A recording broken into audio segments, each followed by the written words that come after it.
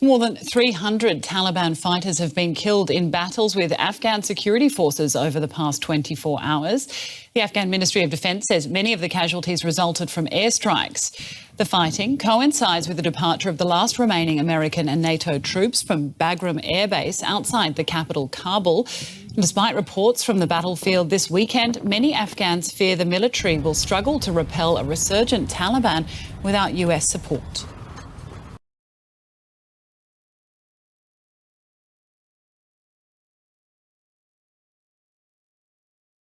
I'm just about a kilometre away from the nKandla homestead, in a hill, in fact, where Amabutho are gathering. I'm joined by Mike Zuma. He's one of the Amabutho. Mkhulu, thank you for joining us at ENCA, but I want to understand the reasoning behind meeting here at Amabutho.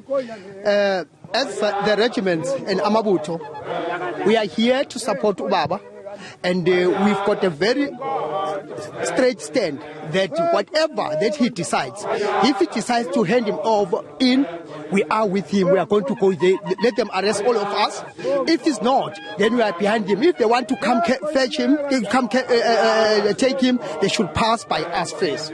This is our stand, but we are here because he is a member of our society. He has been like a father to the nation. That's why now, here, it's not only about now the organization, it's everyone around, the members of the society, and other tribes around us. They are here to support us.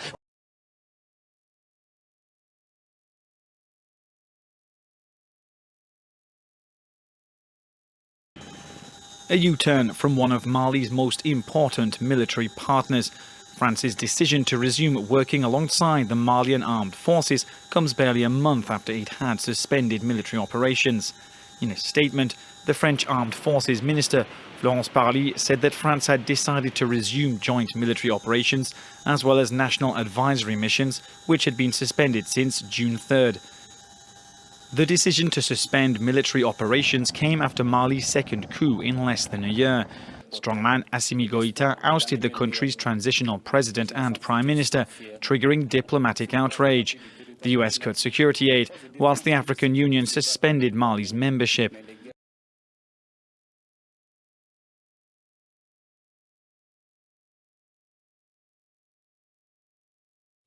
Amid growing tension with Russia on the Black Sea, U.S. Navy ships and more than 30 vessels from 31 other nations sailed into the Ukrainian port of Odessa for the annual Sea Breeze military exercise. Over 2 weeks, more than 5,000 armed forces personnel from NATO nations, its allies, and Black Sea partners like Georgia and Ukraine are conducting joint training drills in the air, on the land, and in the water to ensure security in the region. The Black Sea is an important body of water to world commerce and does not belong to any one country, but to the global community.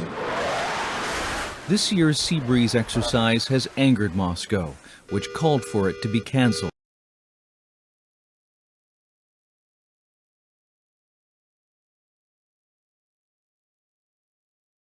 Three foreign warships steamed into Sydney Harbour this morning ahead of regional exercises. The ships from the United States, Japan and South Korea were accompanied by HMAS Brisbane. The vessels berthed at Garden Island for a contactless, COVID-safe port visit. The crews are allowed onto land beside their ships but will have no interaction with Australian personnel. Exercise Pacific Vanguard will take place off Australia's east coast next week.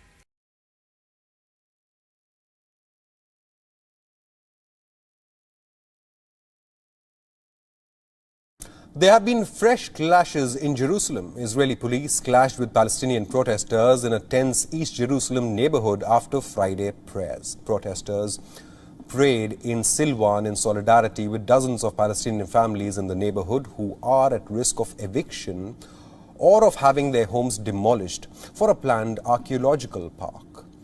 The neighborhood has seen sporadic protests and clashes with Israeli security forces in recent weeks. Israel captured East Jerusalem in the 1967 war and annexed it in a move not recognized internationally. It considers the entire city as unified capital. The Palestinians want East Jerusalem to be the capital of their future state.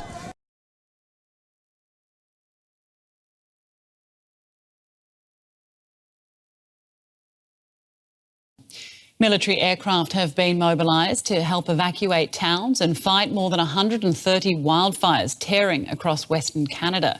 A record-setting heatwave has fuelled the fires.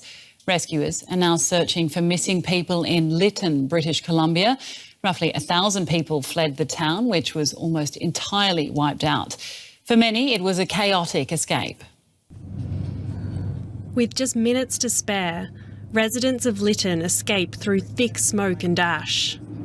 The fire front moved so quickly they had almost no warning before their town was engulfed in flames. The blaze ignited a day after the town sweltered through almost 50 degrees Celsius, breaking Canada's temperature record.